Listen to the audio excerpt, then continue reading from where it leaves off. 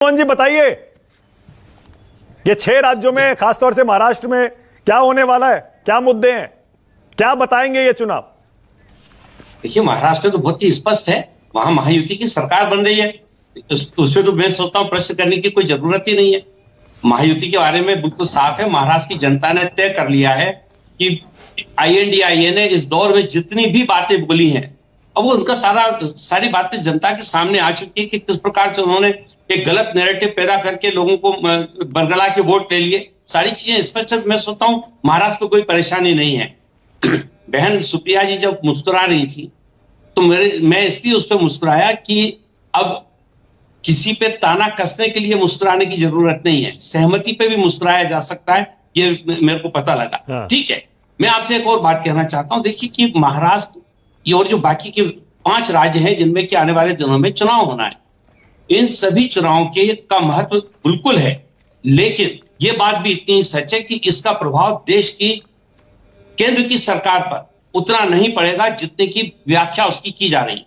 ये राज्यों के मुद्दे हैं और राज्यों के जब मुद्दों पे चर्चा होती है, राज्य के मुद्दे पे जब मतदाता वोट देता है तो राज्य के इश्यू होते हैं, तो उसको केंद्र सरकार से जोड़ना या आदरणीय मोदी जी की लोकप्रियता से उसको जोड़ना, मैं सोचता हूं इस चश्मे से देखना बिल्कुल भी ठीक नहीं है। स्थानीय स्तर के अब जैसे महाराष्ट्र में हमारी महायुति की सरकार चूंकि बहुत अच्छा काम कर रही है, वहां पे जो वोट मिल रहा है वो आदरणीय एकनाथ शिंदे जी, अजीतदादा पवार और देवेंद्र फडणवीस साहब के छवि पे मिलना है। इसी प्रकार से अगर दूसरे राज्यों में अगर इतनी अच्छी सरकार चल रही है, बृजमोहन जी, अगर इतनी अच्छी सरकार चल रही है तो फिर ये शिंदे जी के मंत्री को उल्टी क्यों आ रही है आपकी पार्टी पर? देखिए, ये उनका कोई एक व्यक्तिगत मामला हो सकता है और उनके नेता आदरणीय एकनाथ शिंदे साहब ने उन्होंने कोई ऐसी प्रतिक्रिया नहीं दी है जिससे हमको ऐसा लगे कि कोई गठबंधन में किसी प्रकार की दरार है। और आदरणीय एकनाथ शिंदे जी अपनी पार्टी के एक सक्षम नेता हैं, वो तानाजी से बात कर लेंगे और उसका कोई ना कोई सोल्यूशन निकल आएगा। मैं नहीं सोचता कि इस बात पे कोई हम लोगों को कोई प्रतिक्रिया देना चाहिए। मैं चाह रहा था कि कम से कम आप तानाजी सावंत को आड़े हाथों लेते हुए उनको 2-4 खड़ी खोटी सुनाते।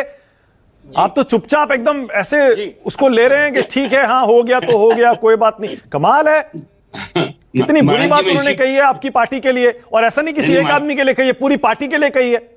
माना जी, आपका निराश होना वाजिब है, लेकिन जो है वो मैंने आपको बताया। देखिए, राष्ट्रवादी कांग्रेस पार्टी इस समय जम्मू कश्मीर में भी चुनाव के मैदान में है, हम लोग हरियाणा में भी चुनाव के मैदान में, वहां हम लोग पूरी शक्ति के साथ चुनाव लड़ रहे हैं। तो ये कहना कि खाली हम महाराष्ट्र तक सीमित हैं या सिर्फ महाराष्ट्र में, अरे सर मैंने तो ये कहा ही नहीं। एक सेकंड बृजमोहन जी, एक मिनट, आप फिर देखिए डाइवर्ट कर रहे हैं। बृजमोहन जी फिर डाइवर्ट कर रहे हैं। मैंने तो ये कहा ही नहीं कि आपका ध्यान कहीं और है। मैं तो ये कह रहा हूं जो कह रहा है कि उल्टी आती है हमें एनसीपी पर, उनको करारा जवाब क्यों नहीं दे रहे आप? करारा जवाब तो उनके नेता देंगे ना। तानाजी तो हमारे पार्टी के सदस्य भी नहीं है।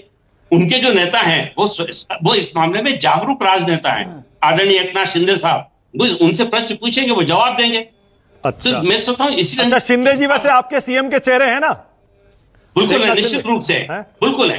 हमारे यहाँ पे इस प्रकार का कोई विवाद ही नहीं है। ये सारी परेशानी तो INDIA में, कभी वहां कांग्रेस का कोई आदमी आके कहता है कि मेरे को मुख्यमंत्री की रेस, मैं मुख्यमंत्री के दौड़ में शरीक हूं, तो कभी शिवसेना के लोग कहते हैं कि हमारा नेता को मौका मिलना चाहिए। तो नहीं, बृजमोहन जी मुझे एक सेकंड एक बार फिर से जरा बता दीजिए। बृजमोहन जी एक मिनट, थोड़ी सी क्लैरिटी ले लूं, क्योंकि आप प्रवक्ता हैं एनसीपी के। बीजेपी ने तो क्लियरली कह दिया है हम नेतृत्व शिंदे जी का है, लेकिन सीएम कौन बनेगा चुनाव के बाद ये अभी तय नहीं करेंगे। क्या आपकी पार्टी का रुख यही है कि अगर चुनाव एनडीए जीता महायुति तो शिंदे जी दोबारा सीएम बनेंगे? निश्चित रूप से हम लोगों का इस मामले में कोई विवाद नहीं है। हम तीनों लोग बैठेंगे और बैठ के आज भी हमारे नेता आदरणीय शिंदे साहब हैं, उनके नेतृत्व में चुनाव लड़ा जा रहा है और इसके बाद का भी नेतृत्व उन्हीं के पास रहेगा। ये आपका रुख है प्रदीप भंडारी? स्पष्ट है, शिंदे जी सीएम बनेंगे। मैंने कहा जिस तरीके से शिंदे जी के नेतृत्व में हम लड़ रहे हैं, प्रधानमंत्री नरेंद्र मोदी जी के नेतृत्व में हम लड़ रहे हैं, बाद में तीनों पार्टीज बैठेंगी और निर्णय करेंगी। मतलब शिंदे जी का तय नहीं है ना अभी? शिंदे जी हमारे नेता हैं और हमारे नेता रहेंगे। इसीलिए यही तो बात है, नेता रहेंगे और नेता हैं और रहेंगे। मान लीजिए मानक जी, हमारा MBA जैसा काम नहीं होता। अच्छा ठीक है, मुझे दीप कमल के पास जाना पड़ेगा। मानक जी, बिल्कुल नहीं बोले प्लीज, थोड़ा सा मैं उनको भी